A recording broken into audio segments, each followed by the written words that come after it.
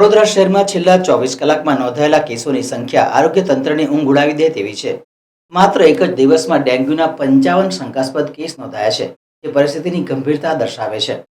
સવાર સાંજ ઠંડક અને બપોરે ગરમીના કારણે વાતાવરણમાં થઈ રહેલા સતત બદલાવને લીધે શહેરભરમાં રોગચાળો વકર્યો છે. મેલેરિયા, ડેન્ગ્યુ અને ચિકનગુનિયા જેવા રોગોના કેસોમાં ચિંતાજનક વધારો થયો છે. મચ્છરજન્ય રોગોમાં મેલેરિયાના 770 શંકાસ્પદ કેસ સામે આવ્યા છે. શહેર હાલમાં બે ઋતુના સંક્રમણ કાળમાંથી પસાર થઈ રહ્યું છે. સવાર સાંજ ઠંડક અને બપોરે ગરમીના કારણે વાતાવરણમાં થઈ રહેલા સતત બદલાવના લીધે શહેરભરમાં રોગચાળો વકર્યો છે.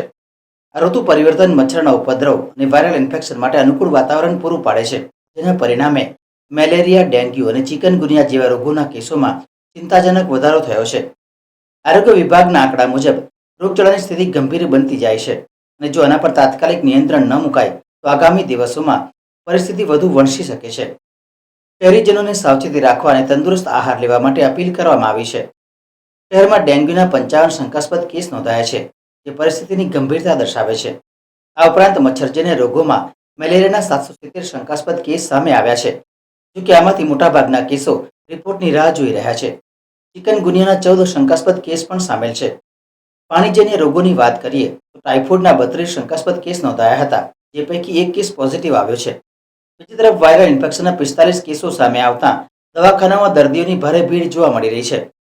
આંકડા સ્પષ્ટ સંકેત આપે છે કે મચ્છર નિયંત્રણ અને સ્વચ્છતાની કામગીરી વધુ સઘન કરવાની તાતી જરૂર છે.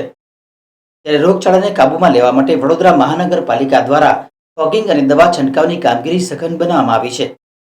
જોકે માત્ર સરકારી પ્રયાસો પૂરતા નથી.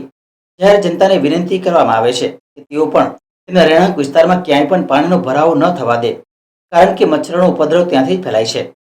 ફૂલદાની, ટાયર કે કુલરના પાણીને નિયમિતપણે બદલવું જરૂરી છે. મચ્છરદાનીનો ઉપયોગ કરવો અને આખા શરીરને ઢાંકે તેવા કપડાં પહેરવા એ પણ મહત્વનું છે. જો તાવ, સાંધાનો દુખાવો કે શરીરે લાલ ચાઠા જેવા કોઈ પણ લક્ષણો દેખાય તો તાત્કાલિક ડોક્ટરની સલાહ લેવી જોઈએ. રોગચાળો હરાવવા માટે જનભાગીદારી અને તંત્રનો સહયોગ અત્યંત આવશ્યક છે. જો ઘડીમાં વરસાદ પડે છે, ઘડીમાં તડકો પડે છે અને રાત્રે ઠંડીનો અનુભવ થાય છે. એના લીધે 3 ઋતુ ભેગી થવાના કારણે અત્યારે શરદી, ખાંસી અને વાયરલ ફીવરના કેસો વધી રહ્યા છે.